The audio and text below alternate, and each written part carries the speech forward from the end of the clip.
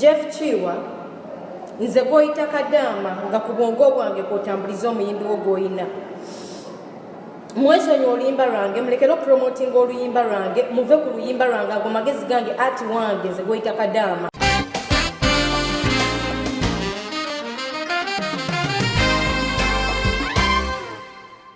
It is a final channel, be in the know, nga bulijjo twongera obajjukiza nti amawulire gaffe gano gonna gabeera sponsored by Home Connect Properties Uganda Limited. Era nga omwaka tugutandise njagala obeebaza mwenna abatubeereddewo mu 2021 nembeebaza bannaye mwatuyamba ne tufuna awaadi ekintu ekyali ekirungi ennyo mu 2021 era ndowooza ne 2022 katutambulire wamu era nga tusigadde tugenda kuba tubawa emirimu gye twakugukamu okubawa mpozi n'okwongerako ku skill. Olunaku olwaleero katandikire ku Ashakama Kadama oyo Ashakama. Mujjukira Ashakama amawulire gajja ne galaga nti nno yali abuziddwawo wabula oluvannyuma kaawo emabegako era ne tubawa story nga alomboye abategeeza nti Ashakama ono yali yakwatibwa n'ateekebwa mu detention center ng'essaawa yonna agenda kuba akomezebwawo e Uganda era ng'asaba okumulwanirira kubanga abasinga ku online kuno bamanyi nti Ashakama wa TikTok nnyo ne Facebook naye era abaana bamumanyi nti mwana muwala ono Kadama wa struggle.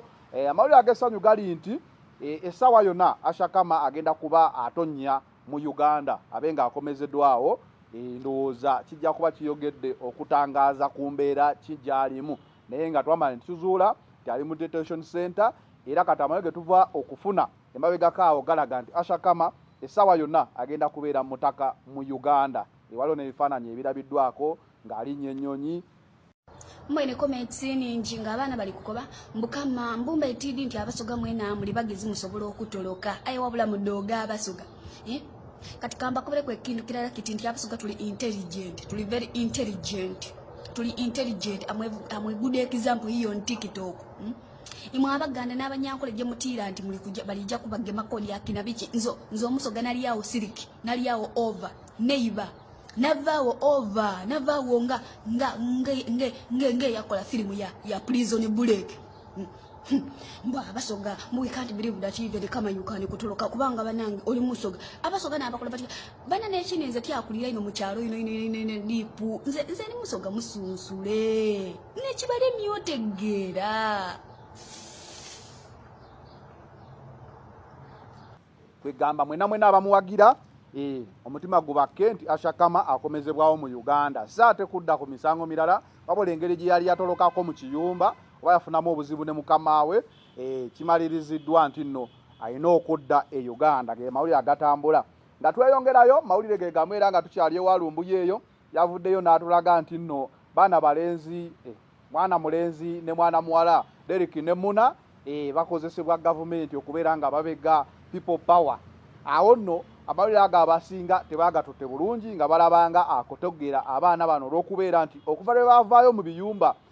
Dubai eyo ne bajja ku platform zino bafunye resistance y'amaanyi nnyo. Abamu babagamba tebasobola, abagamba mweyiya temulina kyakkola biki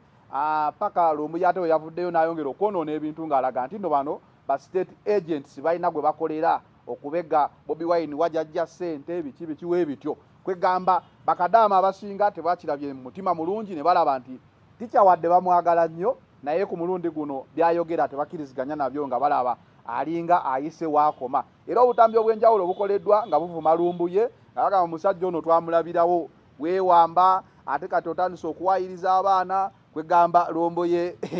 ekibiina kye kuba bamuyita teacher kiraasi ye eya Oman Arab World eyo eringa etandise okumubuuka nti amawulire gatuwa oluusi gabeeramu akasajja oba akalenzi ku mutima.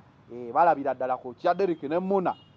baganya okukiriziganya naye era nga amawulire agava eyo si malungi. Jjukira Derek ne Muna babadde bakakomawo okuva e UK gye babadde n'ekivulu ne Spice Diana si Spice Diana babadde ne Chosen Becky Irene Namatovu Fikfa Maika babaddeyo ne bakuba ekivulu nakyazaako omukulu Calvin n'angamba abaana bano tebasobola wadde okukwata microphone naye omukisa omulungi akatamina kalabye nga abaana bano bakoledde ddala omulimu omulungi ogw'okumayiminga ennyimba z'abayimbi be basinga okwagala oba ennyimba ze bazinazina ku TikTok era ndowooza bakutte microphone Calvin we batyo nabanga bamuyiye vivi ne bamunafuya nga mulaga nti nno sebe ekyokukwata microphone bakisoboledde ddala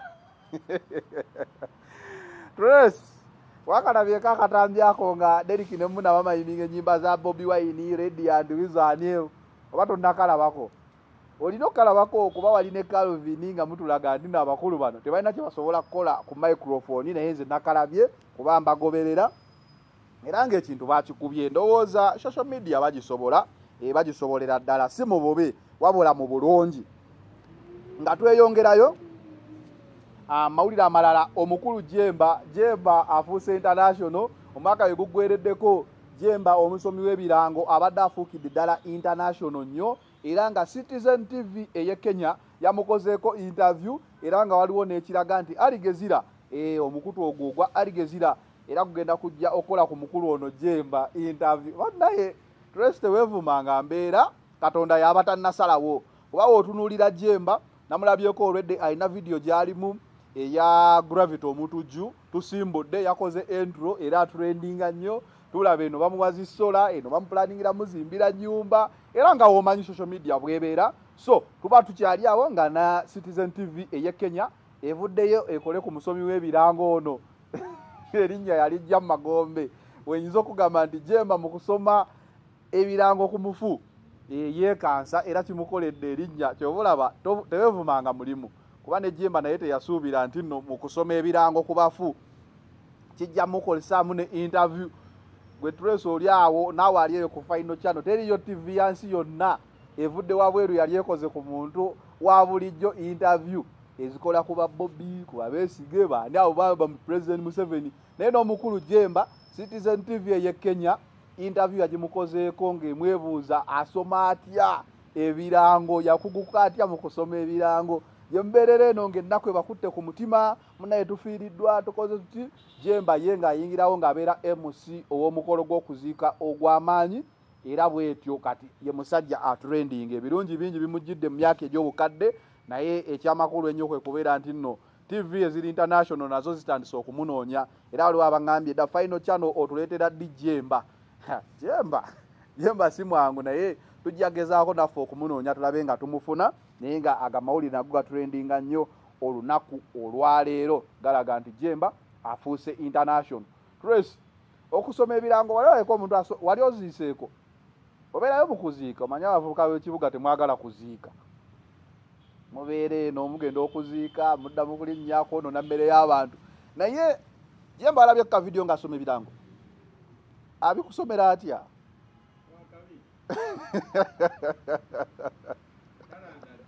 Talandaga omufu ono ekyamusega abadde malala bamugambye tonywa n'ovuga bwe yanywedde n'avuga emmotoka n'emukuba kati agalamidde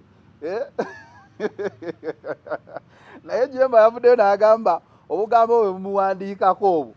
obumusi yaba abwogedde nti omufu ono abadde akiringa ne ba big boys ng'ate small boy kati bw'atyo yafudde nga tasobola swagali aba big boys. naye newe nze kyenyinza okugamba nti Jemba there is always time for you to shine. Gwebeerawo bwezi nabagamba ekisinga okubeera ekikulu mu nsi kubeera mulamu kasita obeera omulamu yawaadi gy'osooka okubeera nayo so fubanye okulaba wadde ssenyiga ono omukambwe waali by the way baatadde eggwanga tugenda kuddayo tudde mu nnomo ne maskiyo sanitize social distance osobole okubeera omulamu nga w'olinda emyaka gye egy'okufuuka sita tobeeranga bazanero abaafuuka basita nga bavubuka oba nga bato kati waliwo abazimbye omutima osobola okulindira ddala n'olinda n'okaddiwanga Jemba n'okikuba. Nawulirako n'omusajja wa KFC naye yamala kukaddiwa okukola enkoko eya KFC myaka 7 ndowooza ne Jemba ali awo mu 7 naye akikubye ndowooza kasita oba omulamu buli kimu kisoboka. Nyongera wongezi kujjukiza nti amawulire gano gakutuusibwako Home Connect Properties Uganda Limited bakafulu Barrio Estate Business mu Uganda gwe nayagala poloti eriko ekyapa 5 ku 10 Kampala Metropolitan Area bazirina Farmland bagirina ayagala processinga byapa kyapa ku ttaka lyo oyagala kukubira pulani y'amayumba Home Connect Properties Uganda Limited ng'endagiro ogiraba batuukire Kampala Road Mabirizi level 7 wamu ne Nansana ku Mastowa Opportunity Bank Building level 2 ojja kubeera nga osobola okubeera nga omanya ebisingawo. Katweyongereyo Jeff Chiwa nze gw'oyita Kadama nga ku bwongo bwange kw'otambuliza omuyimbi wo gw'oyina. mukweyongerayo waliwo Kadaama avuddeyo n'abeera bubi nnyo mwana muwala ono Pinky ye Rehema Pinky okuva Jeffrey yamusayininga tewali kirungi kye yafunye okujjako amawulire okumukalakata left right center era nga emabega kawo obutambi bwe obw'obuseegu bwavaayo ne bagamba omwana w'emyaka 17 ku ngeri gye yali aseeguuse mu butambi buno alabika yali ayonoona oli omusajja bwe bagamba omukulu mbwe yali yamukuba embaga naye nze simanyi oba eno yali PR naye Pinky talinaako kisikiriza kiyinza kuleeta musajja kuva mu America n'ava mu Balatino n'ava mu Bamexicana abo bonna n'ajja sente zazimalire ku Pinky kubanga Pinky twamulabyeko ng'ayimba mu kuyimba ayinza okuba si mubi nnyo mu kuyimba wadde yayimbidde sekendi 2 n'asaakalirawo obulago naye era mwana muto asobola okubeera nga yediscoveringa mpola wabula era ekitambula kati ku social media kwe kubba kw'oluyimba ekikulaga nti start gyakoze tebadde nnungi nnyo naye kasita alina manager ategeera ebintu bino eby'entalo oyinza n'okwesanga ng'entalo zino ezimu yazitaddewo okubeera ng'erinnya lya mwana wala Pinky lyogerwako yengeri emu Jeff gya promotingamu abayimbi be naye nga wulira akayimba bakayise superstar kayimba okawulira okujjako okuwulira nti eddoboozi tto naye nzolowooza Shiba yennyini yeyayimbye oluyimba luno ate twadde tukyali awo nga ne mwana muwala Kadaama naye avaayo agamba olwo lwaluyimba lwe era yalugula kankuwa katambi kano olabe kyenjogerako mwesonyi oluyimba lwange mulekera promoting oluyimba lwange muve ku luyimba lwange ago magezi gange ati wange ze goyita Kadaama okitegeera sikusaba kati nkugamba oluyimba olwange mudwesonyiwe mwagamba writer yaguze oluyimba olwo mwakyusa file ku SoundCloud ne mu replacinga file ya 2016 ne mutuuzaawo demo kati muleesa omuwala aclaiminga nti oluyimba yaluyimba myaka 5 emabega ng'era writer y'omu yampa oluyimba n'aluwa omuwala eyalukolakola be emyaka 5 emabega n'aluwa gwe Jeff ki wabeeramu kozesa ichuyo oli ku Kadaama oli ku bwongo bwa Kadaama oluyimba lw'ogamba mbu walugula writer yaluteeka ku SoundCloud myaka 5-6 emabega okitegeera waliwo agamba mbu yaluyimba obwo buzannyo bukiiwa akazannyo kaba kakususa ensumi kakalekerekera abantu abamanyi management kati abato baveeyo okuze Jeff kiwo sirya kusana luno luyimba lwange goyita Kadaama superstar yankuba ze yankuba kuva olunaku lwe namulaba siyasanyusa omutima ogwange kemufunyeze kamwesunge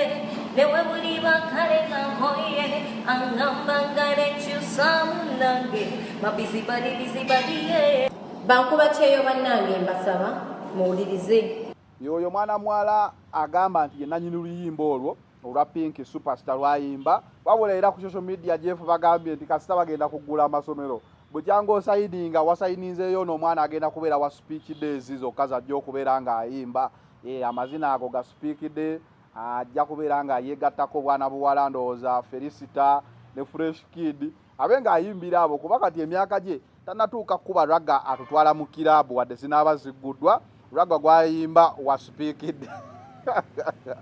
kona tekube kunafuya ndabanga okunafuya naye ngaawo we tutambulidde anyway sijja sukaano olunaku olwaleero nyongera bwongezi kujjukiza nti no Home Connect Properties Uganda Limited bebakafulu ba real estate beekwateeko obe ng'osobola okwekulaakulanya ng'omufirika balina ettaka lyonna Kampala Metropolitan Area osobola ofunawo polotiyo 5 ku 10 era ng'osobola okufuna farmland osobola okufuna pulaani z'amayumba balina Centerland process gyobeera nga bw'obeera olina akawunti yo mu banka osobola ogenda n'osonga ku poloti bo balina engeri gye boogeramu ne banka n'ekuwa loan n'obeera ng'ofuna poloti edda mu mannya go gwe n'osasula banka mpola bisangibwa ku Home Connect Properties Uganda Limited balina QR code mwotunuza essimu yo n'obeera ng'omanya details zino zonna zembasigambye otunuza mbutunuza ssimu yo bwoti mu QR code akakabokisi nakagamba koolabamu artwork oyo kalinga ekitengi mu black atunuzeemu kamera y'essimu yo ojja kubeera nga osikaninga kakuwe details zonna ezikwata ku Home Connect Properties Uganda Limited. Neneyongera obbagaliza Happy New Year 2022 era nembeebaza 2021 okubeera nga twatambula ffenna nembasaba n'omwaka guno tutambule ffenna tukomyewo mu studio yaffe wano ku UPRS ebukoto gw'omuyimbi osobola okuyitirako ku UPRS nobeera ng'otereeza ebintu byo nomanya ofunamu otya ng'oli memba wa UPRS ofuuka otya memba